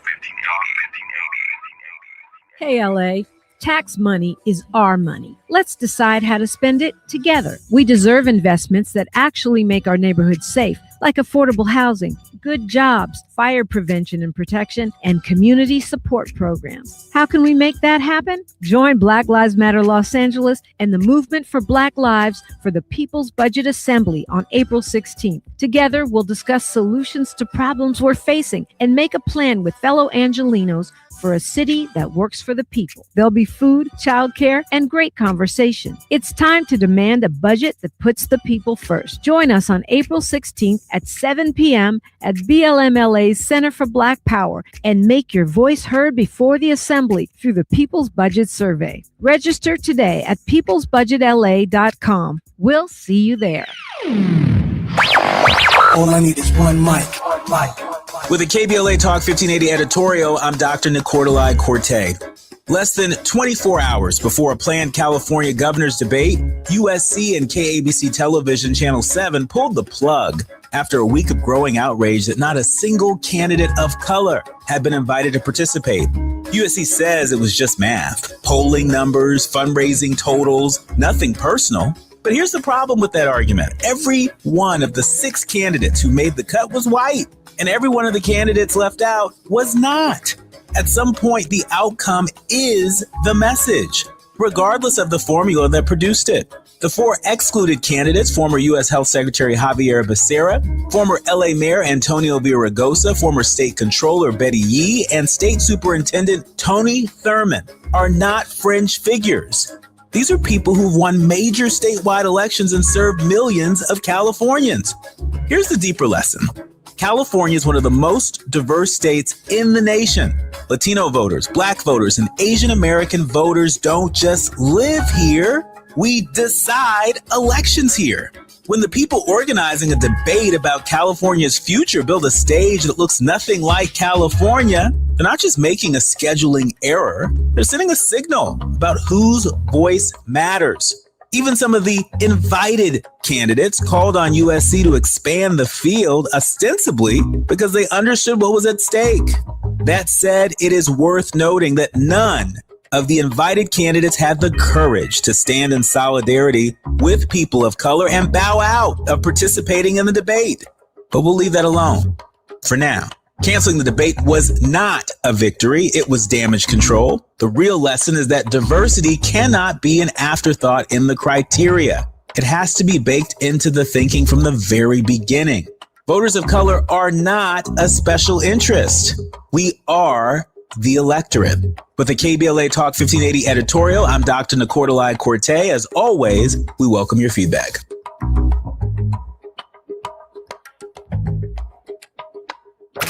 You're listening to Jesse Jackson Jr. on KBLA Talk 1580. The Jesse Jackson Jr. Show. The Jesse Jackson Jr. Show. The Jesse Jackson Jr. Show. The Jesse Jackson Jr. Show. King Quality drop the beat. Come on and talk with me. Come on and listen to the me. Come on and talk with me. Come on and listen to the me. KBLA Talk 1580. Download. I'm Jesse Jackson Jr. Welcome forward to the Jesse Jackson Jr. Show. Today we're on the grind with attorney Barbara Arnwine. She's pulling double duty for us this week on the Jesse Jackson Jr. Show. She was brilliant yesterday on our tribute to women and Women's History Month on the final day of that celebration. I guess it's really today. And Yes, today. if you are on the 405, the 101, the 10, the 110, the 5, or the 118 in Los Angeles, or on I-94 in Chicago, I-80, I-57, 294, 55, look down at your gas meter in your car. Are you only filling up with a quarter? Waiting for gas prices to go down before you put a half a tank of gas in your car? Is that what you're doing? Listen, these gas prices are not going to get any cheaper. This is the lowest they are going to be. So you got to fill up right now because you're waiting for it to drop to a number that ain't happening as long as there is this conflict in the Strait of Hormuz. And the backlog of ships that are trying to get out of the Strait of Hormuz, it may take months for them to clear the strait just to normalize the economy. The disruption is great all across the globe. And I shared, Barbara, in the last hour that we can call it whatever we want. The fact that this affects every country in the world and every country in the world is feeling the squeeze, this is a world war. Amen. Barbara. You know it, and only this demonic man in the White House could come up with this kind of absurdly dangerous war. I want people to understand when he's talking about he's negotiating with people. Hey, who is he negotiating with? He just killed everybody. Right. Remember, you saw the meme that's out that I just love, where he's laying on the psychiatrist's pitch, and the psychiatrist said, "Now tell me about these people you've been negotiating these." But you know what the danger is? It means that they're going to try to put in a puppet regime. Yeah. See, people, if you don't understand imperialistic moves, then you really don't understand what he's doing. I mean, he's got the 1940, 1930 playbook that he's working out of. And what they would do is that when they didn't like who was in power, they would kill folks. And then they would put in a puppet regime that would just bow and do whatever they told them to do. Yeah, the Shaw, man. The Shaw. I remember when they got him out of there. Remember and then this? they brought him to New York. And then they brought him to New York. And the people, so people do understand that there are no real negotiations going on, that he's hoping he can get away with doing a puppet regime. But how's he going to do it when the people don't want it? So he's got a real problem because, remember, Iranians aren't stupid. They're highly sophisticated, frankly, and very knowledgeable. So don't think that this is some kind of nation where you just got a whole lot of peasants and have that kind of little imagery in your mind. That's not correct when you're talking about Iran. So this is very, very dangerous move, and he's got us stuck in it. The American government stuck in it, and talking about killing our kids. Gonna kill, send young people, send our. Well, anyway, they can't get enough young people, so then raise the age to 42, right? For people to be enlisted, and they are talking about sending them to war. The other thing I wanted to say to everybody, thank you for your opposition to the SAVE Act. Over 1 million plus calls have been received in opposition. Come on, write that number down. 202. That's the voter suppression bill. Yes, 202-224-3121. Keep those calls going. Congress, the Senate is in recess until the 13th because they don't know what to do because they can't pass the SAVE Act. And the president said he's not going to sign any other bills. So they're kind of like in a limbo. And so you got the Senate pointing its hands at the, House, and the House saying it's all the Senate's fault and all the rest of it. But listen, the reality is it's a bad voter suppression bill. Nobody wants it and nobody needs it. Let's talk about this Calais case. Please, I want you to make that pivot for us, Barbara. Yes. What's happening? Tomorrow is Tomorrow my what? opinion. Tomorrow what? Tomorrow is the argument in the birthright citizen case. And it's a possible opinion day, but the day afterwards is definitely an opinion day. And so we're once again on pins and needles. We don't know if they're going to release Calais or not. Calais is the decision that is going to determine whether or not majority-minority districts are considered legal when created because of prior racial discrimination as a remedy, if it's legal to do so. And remember that there's been a request that they, quote, find the totality of Section 2 of the Voting Rights Act, which says that you cannot discriminate on the basis of race. Well, they say that's no longer necessary because there's no racial discrimination in voting. So they are out of control. And the question is, what will the court do? How far will it go? What will it issue? And we're all on pins and needles because it will affect every district that's out there. In fact, what I sent you during the break was a story that broke this week because we had a Mississippi state senator who was so anxious for the Calais decision that he entered a resolution because, Mississippi only has one of those 90-day legislatures. So their session is over for the year. It was about to be over for the year. So he introduced a preliminary motion to revoke the seats of two of the blacks who had been elected after a judge had created a new Senate map to make sure that the past discrimination where they were being racially blocked was eliminated. And two blacks won those seats. And he said, because of the Calais case coming, get rid of them. That if the Calais case came out and it was adverse, that this motion would mean that their ability to sit in the Senate would be immediately rescinded. A Republican state senator filed a resolution that would rescind election of two African-American state senators if the Supreme Court guts Section 2 of the Voting Rights Act.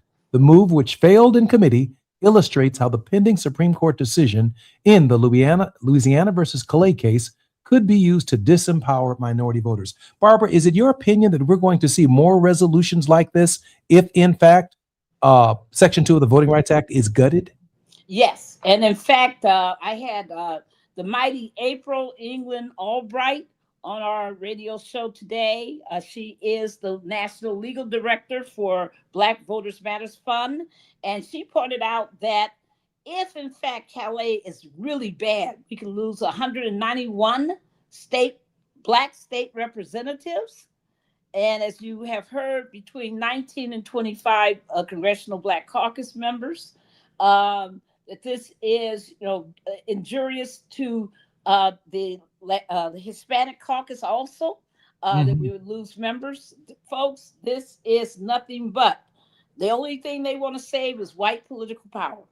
Barbara, let me ask this question. We have about a minute before we come forward, and then, of course, we have the final segment. Barbara, how quickly could the court force the redrawing of congressional districts in the states? Could we see some of this activity like we saw in Texas actually mandated by the court with some kind of all deliberate speed kind of confusion at the last minute before the general election?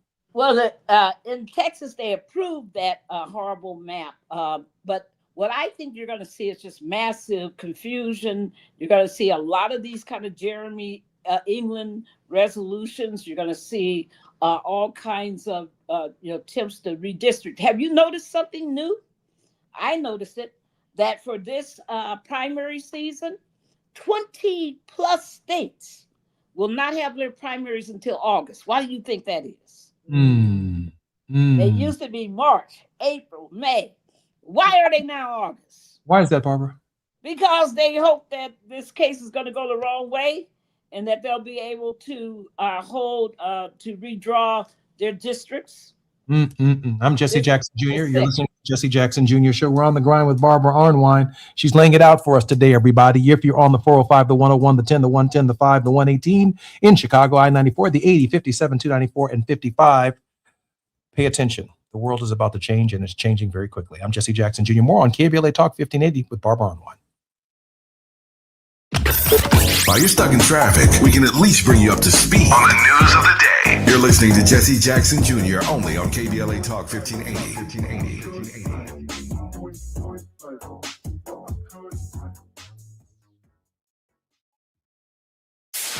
KBLA Talk 1580. We've got a lot to talk about. KBLA Talk 1580, connecting you with services and solutions. The BLM Center for Black Power is a hub for Black activism in the city of Los Angeles, a standalone nonprofit affiliated with Black Lives Matter LA. The venue is home to live events, meetings, and organizing drives for Black-led community-based organizations. It is also the base of operations for Black Lives Matter LA. Built on what used to be a nuisance property owned by an arms dealer, the BLM Center for Black Power is in the heart of Leimert Park and has opened its doors to everything from youth organizers to toy drives to film screenings and community town hall meetings. To make a donation or make a request, please visit blmla.org. That's blmla.org. This is a community call to action from KBLA Talk 1580. Getting around LA doesn't have to cost a lot. Metro has fares that fit every budget. 20 free rides for qualified riders through the Life Fare program. Free passes for students with GoPass and affordable options for everyone in between. Wherever you're going, Metro's got you covered. Visit metro.net/fare programs. My mom has decided to learn to paint, and she's good. My dad's now into creative cuisine, and I've already put on 6 pounds. Learning new things comes with age. My mom, she started forgetting my name and what we're talking about. Forgetting well-known things doesn't. Memory loss may be a sign of Alzheimer's disease. Early detection gives you and your loved one time to plan for the future. Learn the warning signs of Alzheimer's at 10signs.org. Brought to you by the Alzheimer's Association and the Ad Council. Ready to order? Yes. We're earning unlimited 3% cash back on dining and entertainment with the Capital One Saver card. So let's just get one of everything. Everything? Fire everything. The Capital One Saver card is at table 27 and they're earning unlimited 3% cash back. Yes, chef! This is so nice. Had a feeling you'd want 3% cash back on dessert. Ooh, tiramisu. Earn unlimited 3% cash back on dining and entertainment with the Capital One Saver card. Capital One, what's in your wallet? Terms apply. See CapitalOne.com for details. Roger and Tracy saved over $18,400. Cynthia was recovering from a family tragedy and saved over $10,300. If you are drowning in debt, then call Debt Blue. Debt Blue is a professional debt negotiation firm with over 20 years of experience helping people pay back a fraction of what they owe. Learn how to cut your debt up to half or maybe more. Be debt-free in 24 to 48 months, even with bad credit. With an A+ rating from the BBB, you can rest easy knowing Debt Blue is going to deliver guaranteed debt reduction. Debt Blue offers a success guarantee. You pay nothing unless your debt is reduced or completely resolved. That's right. You save money or it's free. Call now for significant debt relief and a free consultation. 800-200-8879. That's 800-200-8879. You don't have to declare bankruptcy. This program works if you owe $10,000, $20,000, or even $100,000 in debt. Call for your free consultation today. 800-200-8879. That's 800-200-8879. All I need is one mic. With a KBLA Talk 1580 editorial, I'm Dr. Nicordelai Corte. Less than 24 hours before a planned California governor's debate, USC and KABC Television Channel 7 pulled the plug after a week of growing outrage that not a single candidate of color had been invited to participate. USC says it was just math, polling numbers, fundraising totals, nothing personal. But here's the problem with that argument. Every one of the 6 candidates who made the cut was white, and every one of the candidates left out was not. At some point, the outcome is the message, regardless of the formula that produced it. The 4 excluded candidates, former U.S. Health Secretary Javier Becerra, former L.A. Mayor Antonio Villaraigosa, former State Controller Betty Yee, and State Superintendent Tony Thurmond, are not fringe figures. These are people who've won major statewide elections and served millions of Californians. Here's the deeper lesson. California is one of the most diverse states in the nation. Latino voters, Black voters, and Asian American voters don't just live here. We decide elections here. When the people organizing a debate about California's future build a stage that looks nothing like California, they're not just making a scheduling error, they're sending a signal about whose voice matters. Even some of the invited candidates called on USC to expand the field ostensibly because they understood what was at stake. That said, it is worth noting that none of the invited candidates had the courage to stand in solidarity with people of color and bow out of participating in the debate. But we'll leave that alone for now.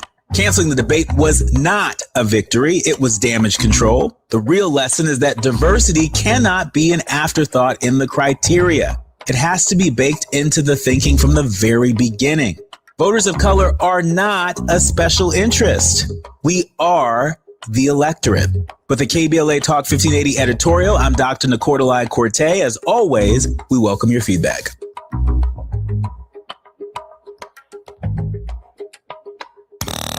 Now back to more of Jesse Jackson Jr. on KBLA Talk 1580.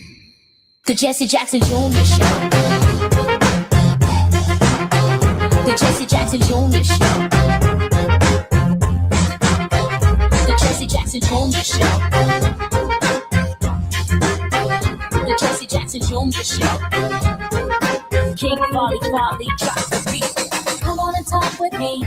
Come on and listen to me. Welcome forward. Come on and talk with me. Come on and listen to me. KBLA 1580.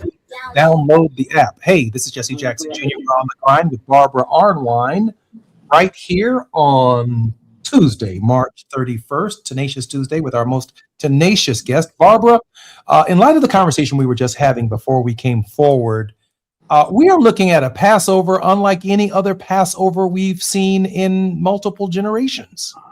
I mean, a real Passover, like being on our knees and asking God to protect us from the evils that are in our midst. Plagues, lack of education funding, lack of healthcare funding, our representation being attacked maybe as early as tomorrow and possibly as late as Thursday, but certainly by June. Yes. Possibility of redrawing congressional districts all across this country before November, if the court decides so, with Pam Bondi, with unlimited resources being able to bring teams of lawyers into states challenging state legislative congressional districts and state representative districts, rewriting the map of the entire United States, creating mass confusion.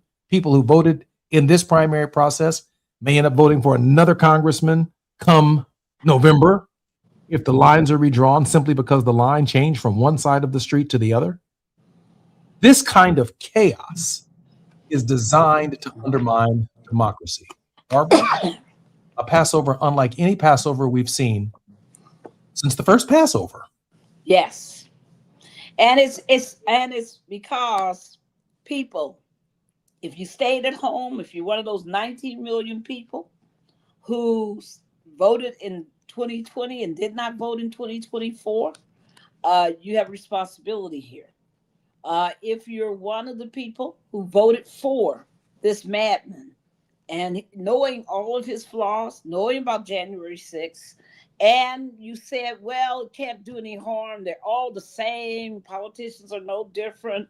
If you really deluded yourself, then you have responsibility here. If you were so hateful that you wanted him at his worst and you voted for him to do what he's doing, then you also have responsibility here.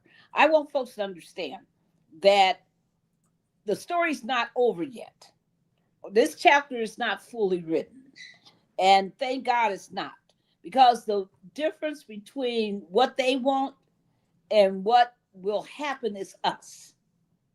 And I just want to remind people that you still have the ability to vote, that in the last 18 months, 27 seats have flipped from deep red to blue. And I'm just saying what happened. And it's indication that the American people are pissed the hell off. And Mar-a-Lago. And even though people are being selfish because they're mad about their gas, we got to be ashamed of ourselves because this man is hurting the whole world now. He's abusing the entire world. And so it's our fault that that's happening, Americans, if you did not vote or you voted for what is happening. So what I want people to do, mark this date, mark these days in your calendar. Mark May 1st. May 1st is the closest thing to a general strike that will happen in the United States. Wow. No school, no work, no shopping. No school, no work, no shopping. That will be May 1st. Please mark it on your calendar. Next, July 17th through the 19th is John Lewis Good Trouble Lives On. We will be out in these streets. We're going to have the largest voter registration drive in the history of the United States, the largest voter education drive in the history of the United States. We're going to be recruiting folks to be out in these streets, actively educating voters to navigate all this voter suppression mess. We will be in the courts, of course, fighting like hell of whatever happens with this Calais case.